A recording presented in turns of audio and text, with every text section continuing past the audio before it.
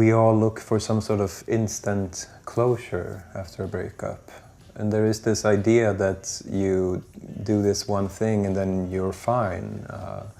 You move to the other side of the world, or you start dating someone else and everything will just be good. But it doesn't work like that, I think. I think it's a kind of a harmful idea that we have in our minds.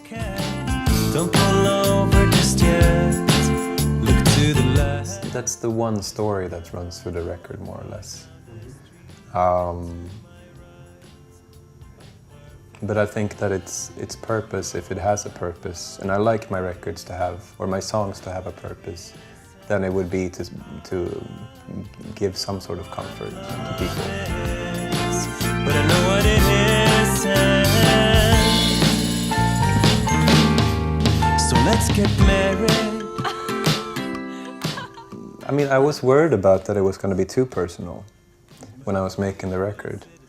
But then coming to a point where I felt like the record had reached some sort of something that was essentially human, that I think people could relate to. So I felt a lot better about it when the last pieces of the puzzle came together. Hey, do you wanna go see a band?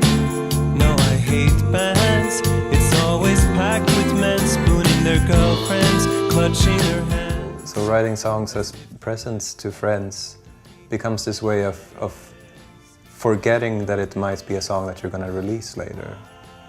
So I write a lot of my songs directly to friends and just bypass the rest of the crowd.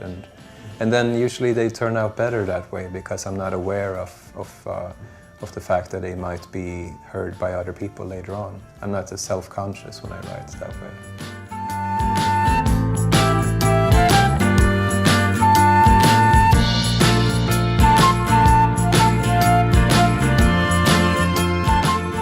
I mean, the title track of the new record, for example, I wrote for my best friend in Australia, who I was going to get married to be able to get into the country permanently.